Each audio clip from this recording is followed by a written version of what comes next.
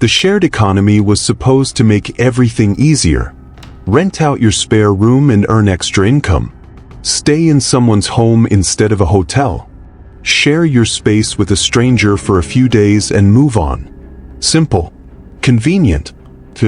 Except safe requires that the person you let into your space actually leaves when they are supposed to. Safe requires that the access you gave them temporarily stops when the arrangement ends. Safe requires that the stranger you trusted with your home respects the boundary between their stay and your life. These are 3 stories from 3 people who discovered that boundary does not always hold. One of them had a guest who checked out but did not leave. He stayed for 11 more days and there was nothing she could do to make him go faster. One of them changed the locks after a house sitter returned a missing key. For days later they found a note under their front door that said, "You did not need to do that." And one of them set up a motion sensor in his room in a shared house after noticing his belongings were being moved. The sensor confirmed someone entered his room every day between 10 and 11 a.m. It was not his housemate. Check who still has access to your space after this. Every key, every code, every person you gave access to and assumed had given it back. He told me he would leave when he was ready.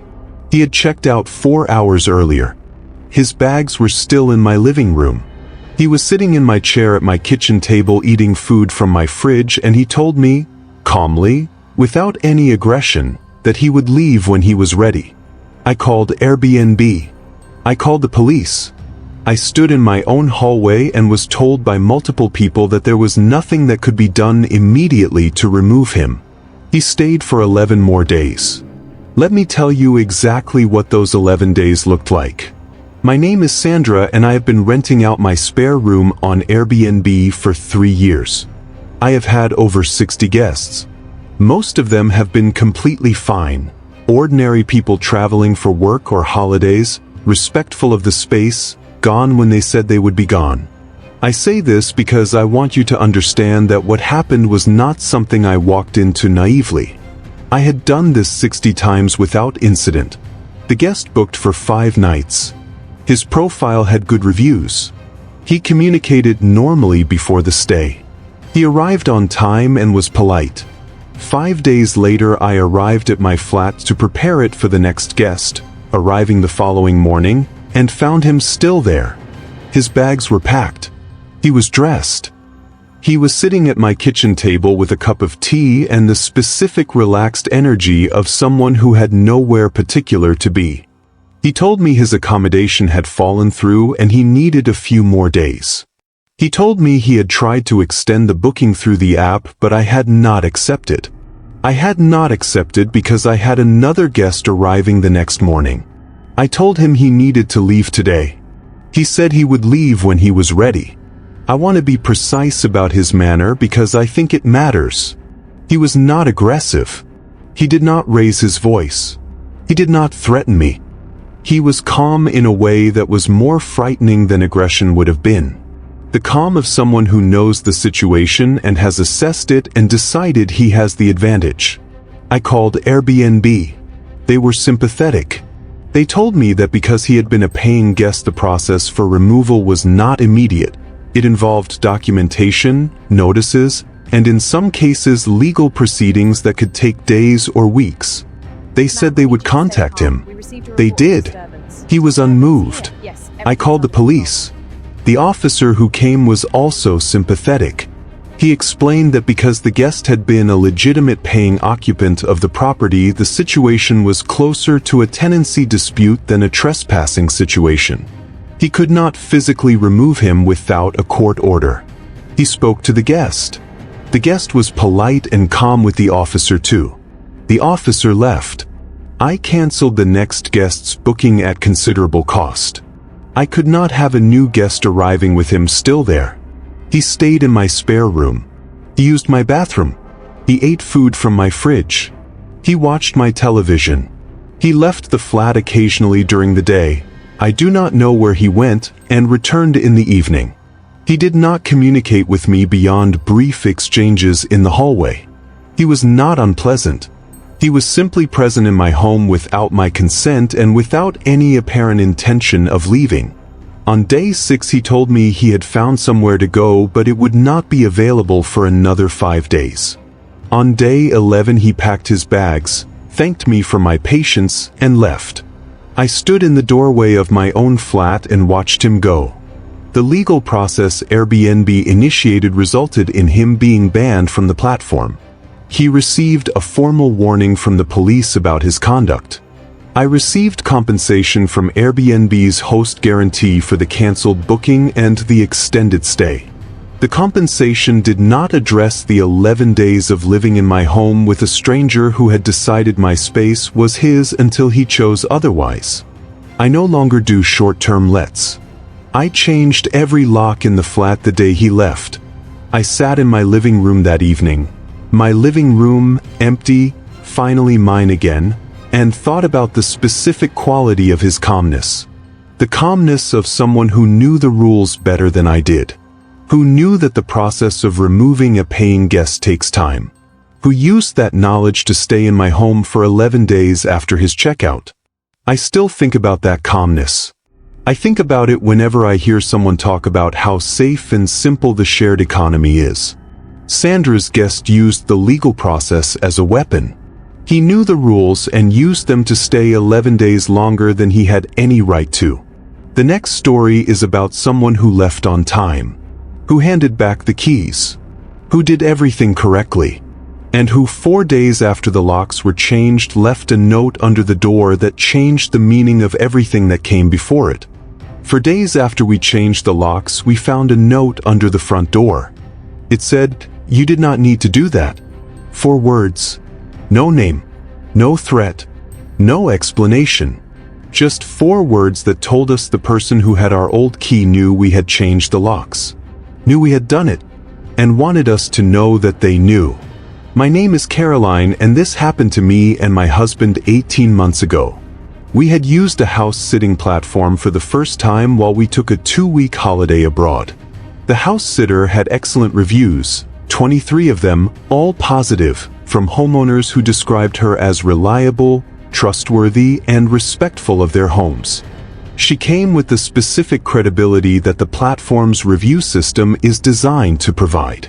We left her our home, our spare key, and instructions for our plants and our cat.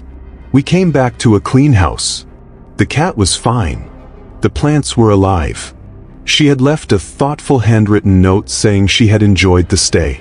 Everything appeared completely normal. 3 months later, my husband noticed a spare key was missing from the kitchen drawer where we keep it. We keep 3 spare keys in that drawer, 1 for each of us and a 3rd for emergencies. The emergency key was gone. We searched everywhere. We are both organized people. We do not lose things casually. The key had been in the drawer the last time either of us remembered seeing it. Neither of us had moved it. Neither of us had given it to anyone. We thought back through the past 3 months.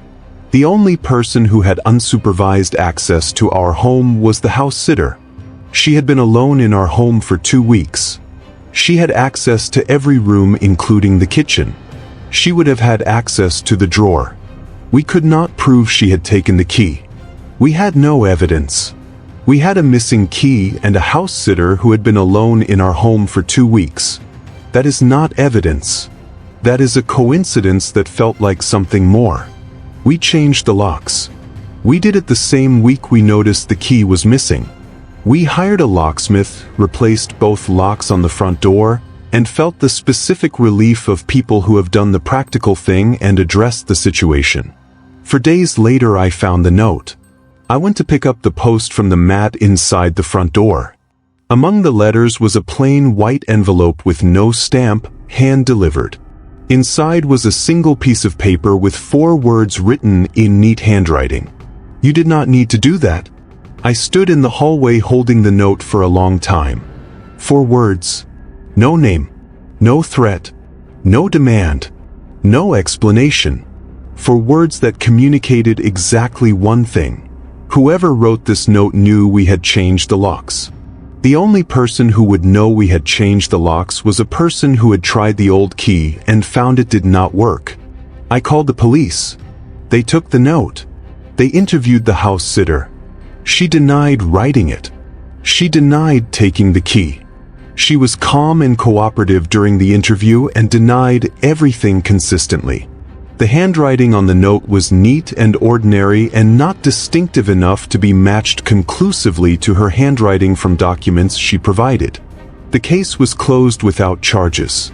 She is still active on the house-sitting platform. Her profile still has 23 positive reviews. She is still being let into people's homes. We live in our house differently now. Both front door locks are deadbolts. The spare key drawer has no spare keys in it. We each carry our key and there is no emergency key because we decided the risk of an emergency key outweighed the convenience. We have a smart doorbell camera that records everyone who approaches the front door. We have not received another note. The note was written 14 months ago. I have thought about those 4 words more times than I can count. You did not need to do that. The specific quality of those 4 words is that they are not a threat. They are a correction. As if changing the locks after a key went missing was an overreaction. As if the person who wrote them had a perspective on our home and our security decisions that they felt entitled to share. You did not need to do that. I think about the entitlement in those 4 words. The specific sense of ownership communicated by someone who spent 2 weeks in our home and apparently felt that ownership continued after they left. 4 words. 14 months. I still think about them. Caroline's story is about someone who left but would not let go. The last story is about someone who should not have had access at all. Not a former guest. Not a house sitter. Someone whose identity was never established. Someone who entered a private room every day for weeks before they were discovered, and who has never been identified. The motion sensor confirmed someone entered my room every day between 10 and 11 a.m. My housemate left for work at 8 a.m. and returned at 6 p.m. The person entering my room at 10 a.m. was not my housemate. I do not know who had a key to my room. I do not know who had been coming in every day.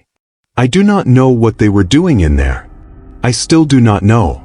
My name is Paul and I found my room in a shared house through an accommodation platform about 2 years ago. The house had 4 bedrooms. The landlord rented each room separately through the platform. I had my own room with a lock. I shared the kitchen, the living room, and the bathrooms with whoever was renting the other rooms. It started with small things. Things I noticed but dismissed. A book on my desk that I was certain I had left face up was face down. My phone charger in a slightly different position. A jacket that I thought I had left over the chair draped differently. Small things. The kind of thing you notice and then tell yourself you are misremembering. The kind of thing that has a dozen innocent explanations. It went on for about 3 weeks before I started to take it seriously. The thing that made me take it seriously was the photograph. I have a photograph on my desk, a picture of my parents from a holiday a few years ago, in a small frame. I know exactly where it sits because I put it in the same position every time I straighten my desk. One evening I came home and the photograph was facing a slightly different direction. Not dramatically different, perhaps 10 degrees. But I knew where I had left it.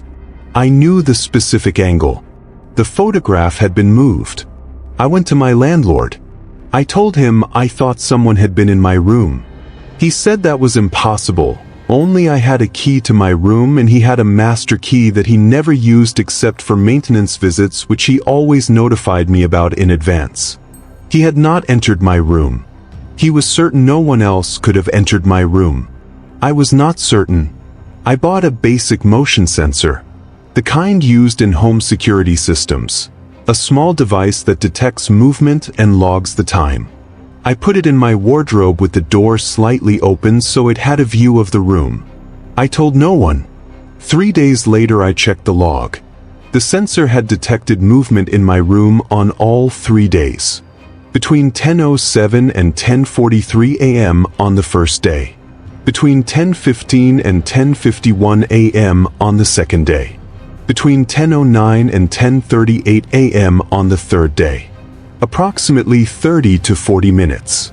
The same window each day. My housemate left for work at 8 a.m. I knew this because I could hear him in the kitchen every morning before I left. I left at 8:30. He returned at approximately 6 p.m. I returned at approximately 5:30. The person entering my room at 10 a.m. was not my housemate. And it was not me. I went back to my landlord with the sensor log. He was shaken. He said the only keys to my room were mine and his master key. He took the master key from its hook. He tested it in my lock. It worked. He had not used it. He was certain he had not used it. He said the only explanation he could think of was that at some point a copy of the master key had been made. He did not know when. He did not know by whom. I went through the history of tenants in the house. My landlord and I went through every person who had rented any room in the house in the previous 2 years, everyone who might have had temporary access to the master key or been able to copy it. There were 11 previous tenants across the 4 rooms. Any one of them could have copied the master key during their tenancy. Any copy of the master key would open every room in the house. I moved out that week. I did not feel safe staying while the investigation was ongoing and the person with the key was unidentified. My landlord changed every lock in the house. He reported the situation to the platform. He has since installed a key management system that logs every use of every key. The police investigated. They interviewed every traceable former tenant. They found no conclusive evidence against any specific individual. The case remains open. I do not know who entered my room every day for those weeks. I do not know for how long before I installed the sensor the entries had been happening. I do not know what they were doing in there. The items that were moved were never taken. Nothing was damaged. Nothing explicit was left behind. Someone came into my private room every day between 10 and 11 a.m. and went through my belongings carefully enough to move things and careless enough to leave them in slightly different positions. And then left. Every day. For at least 3 weeks that I noticed. Possibly longer. I think about why. I do not have an answer. I have a new place now. I live alone. There is one key. It is mine. Nobody else has a copy. Nobody else has had a copy. I check this the way some people check they locked the front door. Not because I think I have forgotten, but because the checking is what makes it real. The key is mine. Only mine. That is not something I used to think about. It is something I think about every day now. 3 people. 3 homes. 3 different ways of discovering that access does not always end when it is supposed to. Sandra had a guest who checked out 4 hours before she arrived to prepare for the next booking. He was still in her chair. He stayed for 11 more days. Caroline changed the locks after a spare key went missing 3 months after their house sitter left. For days later, a note appeared under the front door that said, "You did not need to do that." And Paul installed a motion sensor after noticing his belongings were being moved.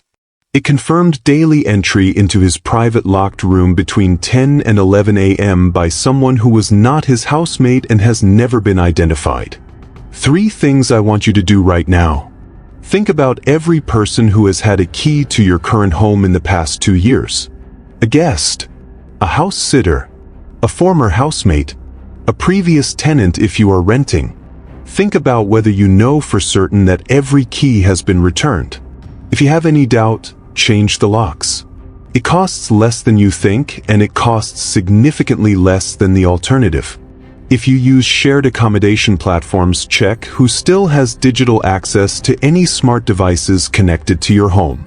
Former guests who were added to a smart lock or a home Wi-Fi network. Check and remove access that should no longer exist. And if you are in a shared house and you notice small things being moved, a book, a photograph, a charger in a slightly different position, do not dismiss it. Trust the noticing. Have you ever had a guest, a house sitter, or a housemate who made you feel unsafe in your own home? Drop it in the comments. I read every single one and I collect these stories for a reason. Subscribe to Midnight Scary Stories for new videos every week. Turn on notifications. And check who has a key to your home tonight, just to be sure.